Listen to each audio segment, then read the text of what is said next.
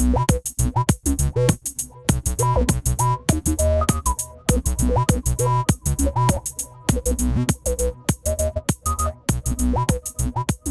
Stephen Potolsky, the Managing Director of North Shore Risk Management. The topic I'm going to discuss today has to deal with understanding labor laws and scaffolding laws and Local Law 11, which pertains to building owners over 6 stories. I'll illustrate 2 claims, and they come from 2 different vantage points. One is from the vantage of a contractor that was hired to do Local Law 11 work, and the other comes from the vantage of a building owner who hired a general contractor to do this work. In the first instance, on a high-rise building in Upper Manhattan, there was Local Law 11 work being handled to do exterior facade repairs. In this instance, there was scaffolding that was dropped off the roof to handle the work. And to start their day, there was a foreman and his assistant who had gone up to the roof to survey the work that they would be doing for the day. They both looked at the scaffold drop, and the assistant said to the foreman, "You really need to put on your safety harness." At which point the foreman said, "I don't really need the safety harness to do this evaluation."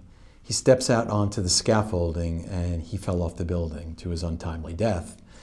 What happened was that his estate ended up suing the building owner for this damage because workers' comp benefits could not be paid by the employer of this contractor. So he turns around and he sues the building owner, who in New York State is responsible 100% for a safe place to work, as respects falls from heights, which incorporates the Scaffolding Law 240 and 241. We'll come back to the result in a second. The next example I have is where another building owner on the Upper West Side hired a general contractor to again do this Local Law 11 repair work. That general contractor hired a subcontractor to do the work. An employee for the subcontractor was injured, fell off the scaffolding, and turned around because he couldn't sue his employer because of workers' comp benefits. He turns around and sues the building owner. The building owner then, in turn, who has a contract with the general contractor, brought the general contractor in through a contractual indemnification, and that contractual indemnification also followed through to the subcontractor. So here we have 2 instances of this Local Law 11 work, which involves exterior work, and scaffolding laws 240 and 241, which impute absolute liability to the building owners. So my advice to the building owners, whether they are co-op boards, condo boards, building owners, and attorneys that might be drafting contracts, is to always make sure there's proper risk transfer in place to protect the owners of these buildings for incidents that occur. Because in the absence of a tight contract whereby the general contractor that's hired agrees to defend, hold harmless, and provide additional insured status with proper limits of liability and adequate coverage, the building owner is left holding the bag, and ultimately their insurance has to protect them. New York labor laws were promulgated, this goes back, I believe, to the late 1800s, and they are archaic. New York is one of the only states that still maintains them, and basically what it does is it makes the building owners responsible 100% for a safe place to work. Simple. When you have an employee of a contractor, and typically those are the losses that you'll have when there are construction projects, the employee of the subcontractor or the general contractor gets injured. And New York state law bars these individuals from suing their employers. These individuals are subject to New York state workers' compensation laws, which will provide for medical benefits, salary continuation, and they are not permitted to sue their employers. So what they do is they try to do basically an end around and sue the building owners under these favorable New York labor law statutes.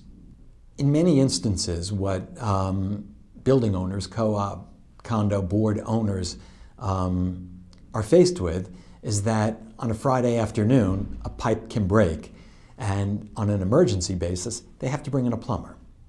So they call in a plumber, whoever that firm might be, and they don't have time to draw up contracts with proper indemnifications and risk transfer. So what they do is they hire the contractor, which is the responsible thing to do. The contractor comes in, does their work, hopefully without incident, but in the event that there is, let's say that contractor steps up on a ladder and falls off the ladder. That contractor, again, cannot sue their employer because of workers' compensation benefits, but what they can do is they turn around and sue the owner, who is responsible 100%, again, for the safe place to work. In this instance, there is no contract between the building owner and the contractor that was hired to do the work. So in one instance, you could have somebody who falls off a ladder that was provided by the building, or this individual saw this ladder laying around, they pick it up, they stand on the ladder is, say, old, rusted, whatever it might be, they fall through the ladder.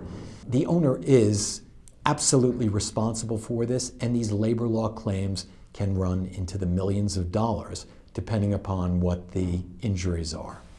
So the advice would be, if you're dealing with a series of regular contractors, whether it's an electrician, whether it's a plumber, whoever it might be, to have a contract drawn up that includes these indemnifications, properly transfers the risk, and it would be for any project that they handle for the building owner.